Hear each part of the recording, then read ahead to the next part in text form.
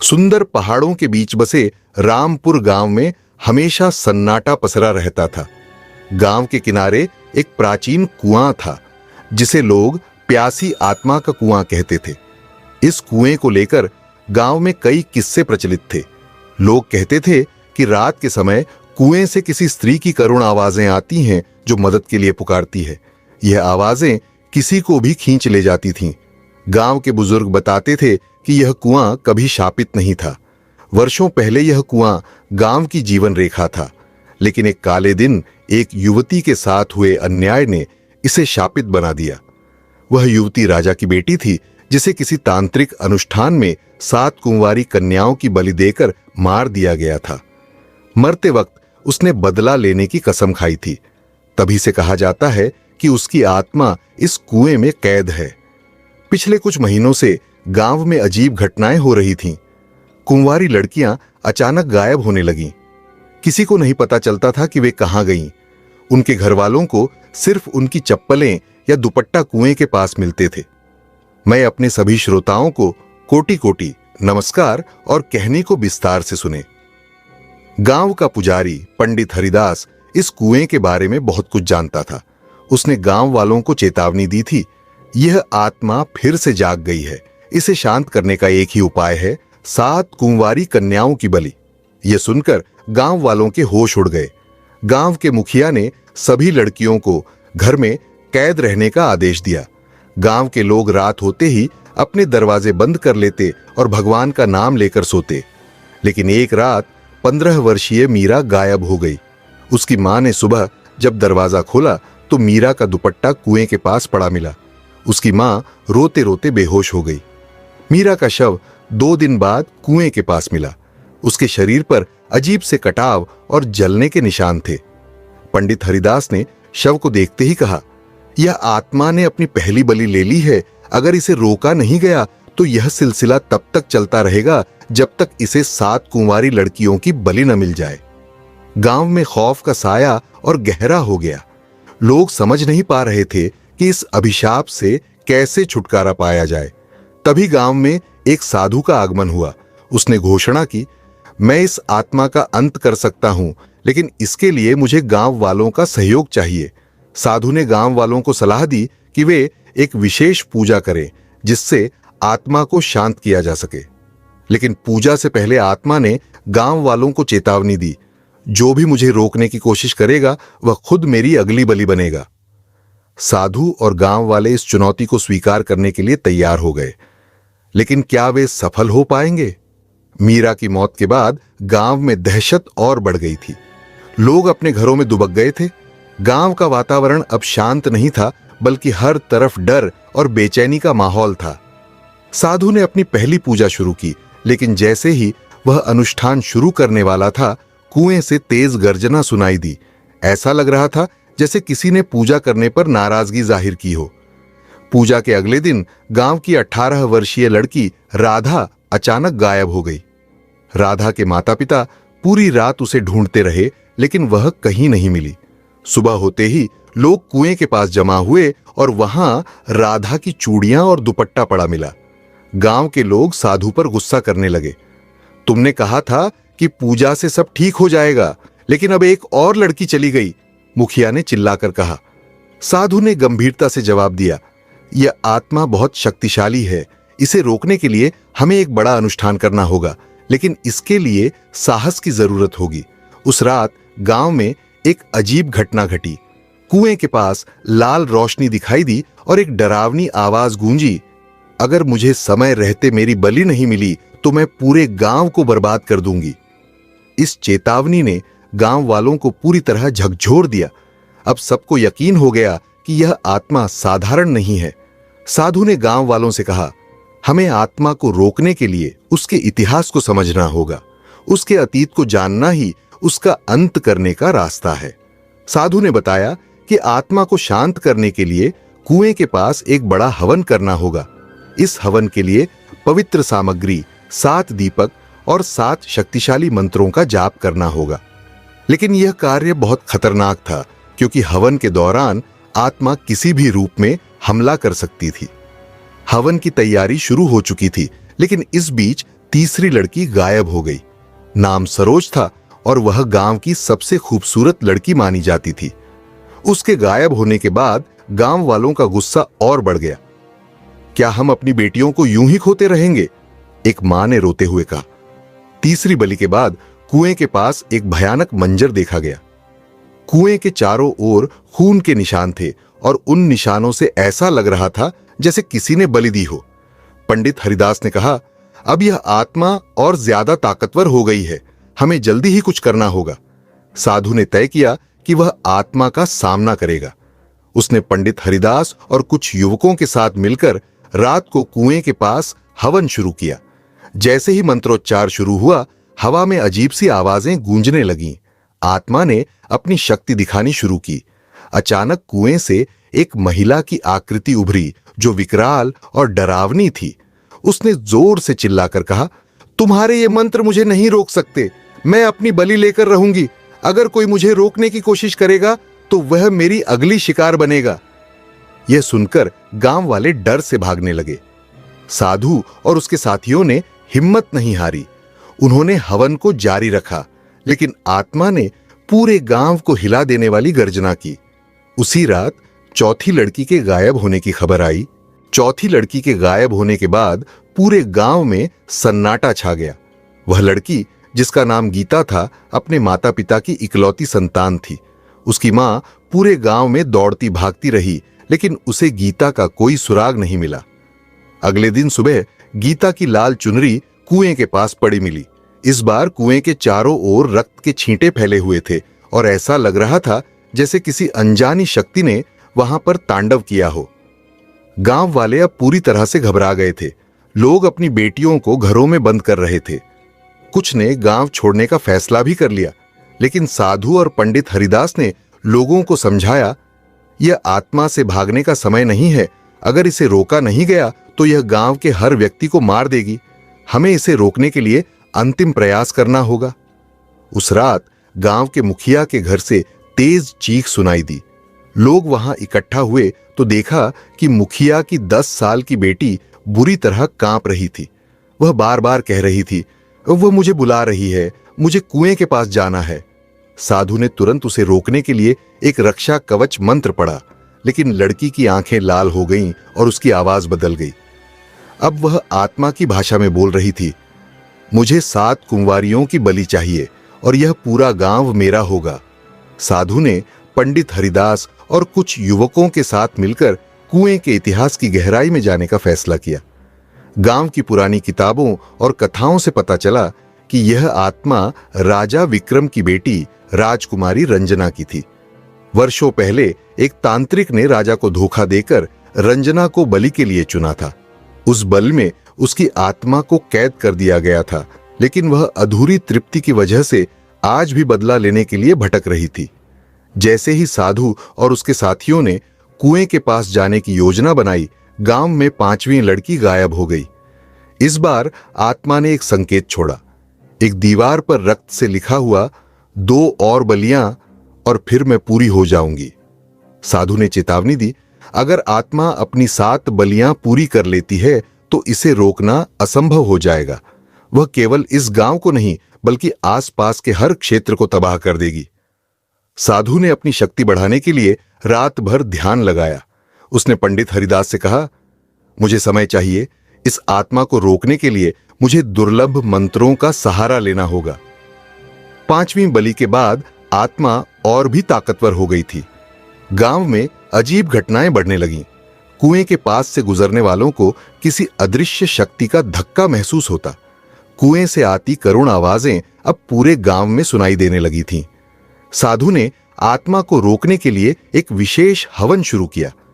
यह हवन बहुत जोखिम भरा था, क्योंकि आत्मा हर कीमत पर इसे रोकना चाहती थी। जैसे ही मंत्रोच्चार शुरू हुआ, आत्मा ने एक तूफान खड़ा कर दिया। हवा तेज चलने लगी और पेड़ उखड़ने लगे। साधु ने अपने ध्यान को टूटने नहीं दिया। हवन के बीच आत्मा ने अपनी पूरी शक्ति से प्रकट होकर साधु और गांव वालों को चेतावनी दी, मुझे रोकने की कोशिश मत करो। मेरी भूख अब मेरे अधीन नहीं है। मैं वही करूंगी जो मुझे चाहिए। आत्मा की इस चेतावनी के बाद गांव वालों के पास केवल 2 विकल्प थे, या तो वे आत्मा के सामने झुक जाएं या आखिरी दम तक लड़ें। 5वीं, बलि के बाद आत्मा अब पहले से भी अधिक शक्तिशाली हो गई थी। गांव में हर कोई खौफ के साए में जी रहा था। किसी को यह समझ नहीं आ रहा था कि अगला शिकार कौन बनेगा। हर घर में बेटियों को छिपाया जाने लगा, परंतु कोई भी आत्मा की शक्ति से बच नहीं पा रहा था। एक सर्द रात जब सब सो रहे थे, गांव के सबसे अमीर व्यक्ति ठाकुर विजय सिंह की बेटी सुमन अचानक गायब हो गई। ठाकुर ने अपनी बेटी की सुरक्षा के लिए विशेष इंतजाम किए थे। उसके कमरे के बाहर पहरेदार थे, लेकिन आत्मा ने सबको बेहोश कर दिया और सुमन को अपने साथ ले गई। सुबह सुमन के कमरे में केवल खून के निशान और एक संदेश मिला। छठी बलि पूरी हुई, अब केवल एक और बलि और मैं अपने उद्देश्य में पूरी हो जाऊंगी। यह संदेश पढ़कर पूरे गांव में हाहाकार मच गया। अब गांव वाले साधु के खिलाफ खड़े हो गए। तुमने कहा था कि आत्मा को रोका जा सकता है, लेकिन हर दिन हमारी बेटियां गायब हो रही हैं, एक बुजुर्ग ने गुस्से से कहा। साधु ने शांत स्वर में उत्तर दिया, यह आत्मा असाधारण रूप से शक्तिशाली है। इसे रोकने के लिए हमें संयम और धैर्य की जरूरत है। अगर तुम लोग मेरा साथ दोगे तो हम इसे हरा सकते हैं। साधु ने पंडित हरिदास और कुछ युवकों के साथ मिलकर एक योजना बनाई। उन्होंने कुएं के चारों ओर एक विशेष रेखा खींचने का निर्णय लिया, जिसे पार करने पर आत्मा कमजोर हो जाएगी। इसके लिए दुर्लभ जड़ी बूटियों और मंत्रों की आवश्यकता थी, लेकिन इन सामग्री को लाने के लिए साधु को जंगल की ओर जाना था, जहां खुद आत्मा की शक्ति का प्रभाव था।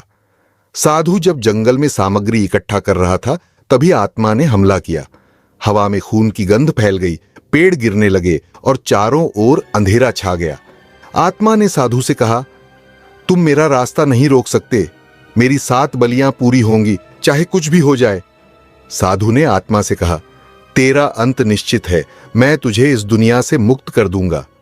छठी बलि के बाद गांव में अजीब घटनाएं बढ़ गईं। कुएं के पानी का रंग लाल हो गया। गांव के बच्चे रात में चीखने लगे और हर जगह आत्मा की छाया महसूस होने लगी। लोगों का मानसिक संतुलन बिगड़ने लगा। साधु ने जंगल से सारी सामग्री इकट्ठा कर ली और गांव वापस लौट आया। उसने पंडित हरिदास और अपने शिष्यों के साथ मिलकर एक बड़ा अनुष्ठान शुरू किया। यह अनुष्ठान आत्मा को कमजोर करने के लिए किया जा रहा था, ताकि वह अपनी 7वीं बलि ना ले सके। जैसे ही अनुष्ठान शुरू हुआ, आत्मा ने तूफान खड़ा कर दिया। मुझे मत रोकने की कोशिश करो, वरना पूरा गांव जलकर राख हो जाएगा, आत्मा ने गरजते हुए कहा। लेकिन साधु ने मंत्रों का जाप तेज कर दिया। आत्मा कमजोर तो हुई, लेकिन पूरी तरह नियंत्रित नहीं हो पाई। छठी बलि के बाद आत्मा अपनी आखिरी बलि लेने के लिए पूरी तरह तैयार थी। गांव वाले अब साधु के आदेशों का पालन करने लगे। उन्होंने अपनी बेटियों को छिपाने के लिए हर मुमकिन कोशिश की, लेकिन आत्मा ने यह स्पष्ट कर दिया था कि वह अपनी बलि लेकर ही मानेगी। कुएं के पास एक बार फिर भयानक घटना घटी। आत्मा ने पूरे गांव को अपने प्रभाव में ले लिया। लोग डर और अंधकार में खो गए। गांव के बीचों बीच एक विकराल छाया प्रकट हुई, जिसने सभी को झकझोर कर रख दिया। आत्मा ने घोषणा की, मेरी 7वीं बलि पूरी होते ही मैं हमेशा के लिए मुक्त हो जाऊंगी। कोई मुझे रोक नहीं सकता। गांव में अब हर ओर भय और अराजकता का माहौल था। छठी बलि के बाद आत्मा का प्रकोप अपने चरम पर पहुंच चुका था। गांव में किसी भी चीज पर नियंत्रण नहीं था। हर रात अजीब अजीब घटनाएं घट रही थीं।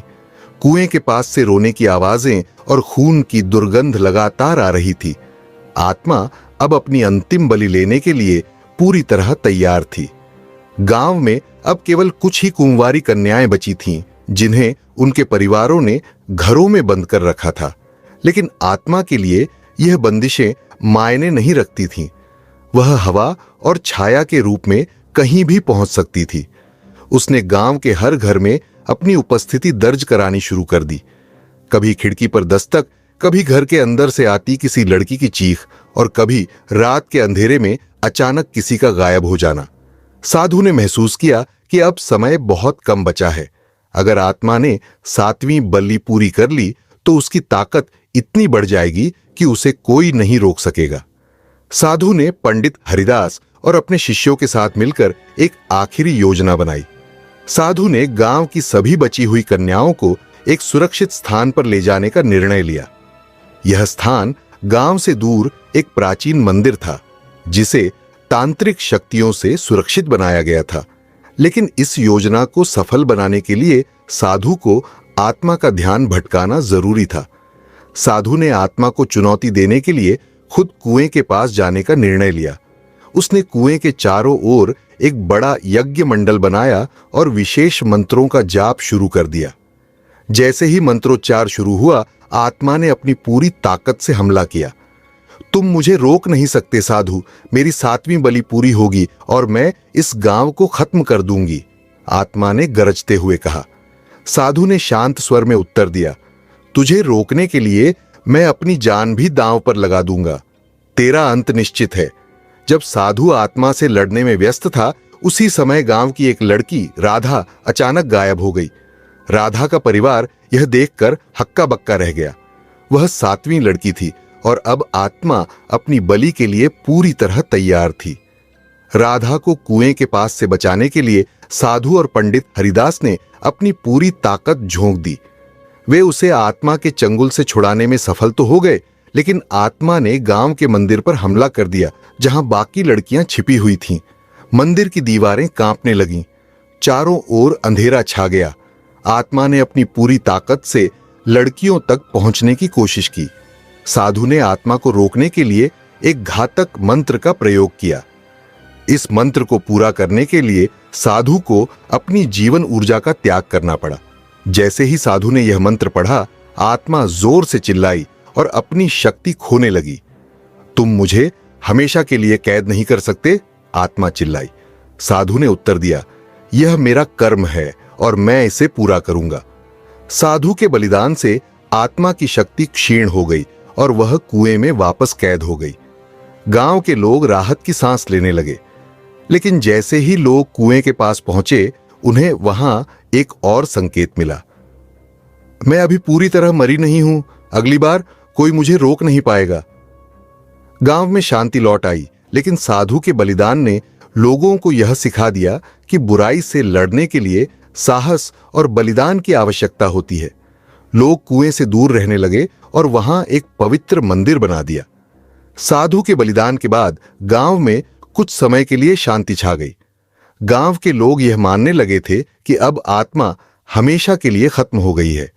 उन्होंने कुएं के पास एक मंदिर बनाकर उसे पवित्र कर दिया और वहां पूजा पाठ शुरू कर दिया।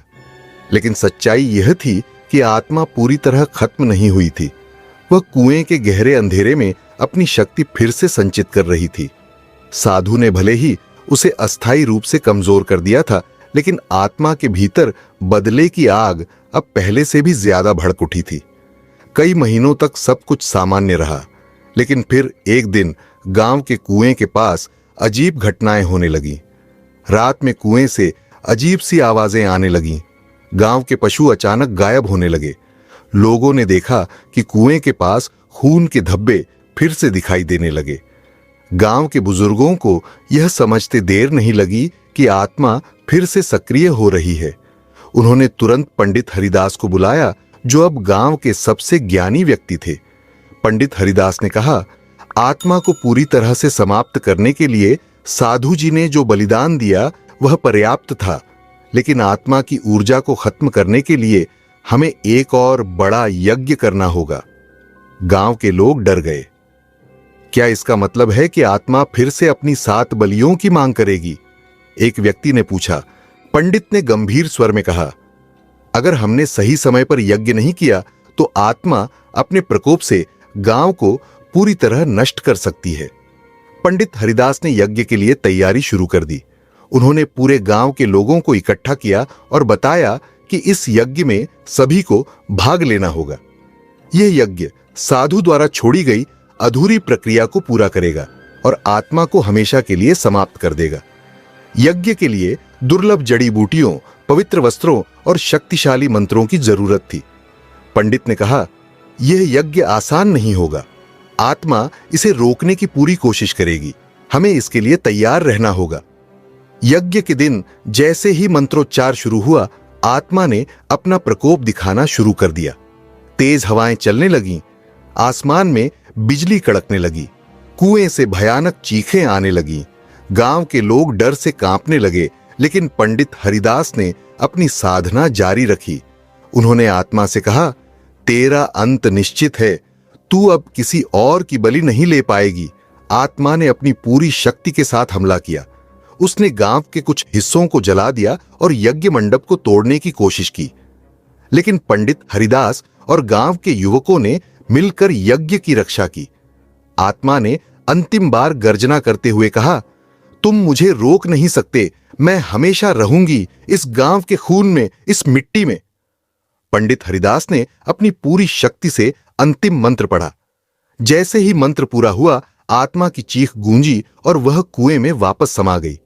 इस बार उसके साथ गहरे अंधकार का एक हिस्सा भी हमेशा के लिए गायब हो गया। आत्मा के खत्म होने के बाद गांव में दोबारा शांति लौट आई।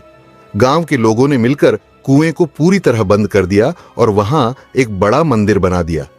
उस मंदिर में हर साल एक विशेष पूजा आयोजित की जाने लगी, ताकि आत्मा की बुरी ऊर्जा दोबारा जागृत न हो सके। हालांकि पंडित हरिदास ने गांव वालों को एक चेतावनी दी, हमने आत्मा को खत्म कर दिया है, लेकिन बुरी शक्तियां हमेशा किसी न किसी रूप में वापस आती हैं। हमें सतर्क रहना होगा और अच्छाई के मार्ग पर चलना होगा। कुछ साल बाद गांव में एक अजनबी आया। उसने मंदिर के पास रुककर पूछा, ये कुआं किसका है? मुझे इसके बारे में और जानना है। गांव वालों ने उस अजनबी को डर के मारे कुछ नहीं बताया, लेकिन वह अजनबी रात में चोरी छिपे कुएं के पास पहुंचा और वहां कुछ खोजना शुरू कर दिया। कुआं भले ही बंद था, लेकिन उसकी सतह पर हल्की हल्की दरारें दिखने लगी थीं और कुएं के अंदर से एक धीमी लेकिन जानी पहचानी आवाज गूंजी, मैं लौटूंगी, ये मेरा वादा है। यह कहानी यहीं समाप्त होती है, लेकिन जीवन के हर मोड़ पर एक नई चुनौती और एक नई शुरुआत की संभावना बनी रहती है। प्रिय दर्शकों, हम आशा करते हैं कि इस रोमांचक यात्रा ने आपके दिल में एक नई उमंग और उत्सुकता का संचार किया होगा। तो हमें जानकर खुशी होगी कि हमारी यह कहानी आपके दिल तक पहुंच पाई। क्या आपने इसे महसूस किया? क्या आपके मन में भी किसी रहस्य की हलचल उठी? हम बेसब्री से इंतजार कर रहे हैं कि आप हमें अपने विचार और प्रतिक्रियाएं कमेंट्स में जरूर साझा करें। अगर आप हमारे चैनल पर नए हैं तो क्या इंतजार कर रहे हैं? इस बेहतरीन यात्रा का हिस्सा बनने के लिए हमारे चैनल को सब्सक्राइब करें और हाँ, बेल आइकन भी दबाना न भूलें, ताकि हमारी हर नई और रोमांचक कहानी सीधे आपकी स्क्रीन तक पहुंचे। अब इस दिलचस्प सफर को जारी रखें और अगले अद्भुत रहस्यों का आनंद लें। हम जल्द ही फिर लौटेंगे और इस बार हम आपको और भी गहरे और अनोखे रहस्यों के संसार में लेकर जाएंगे।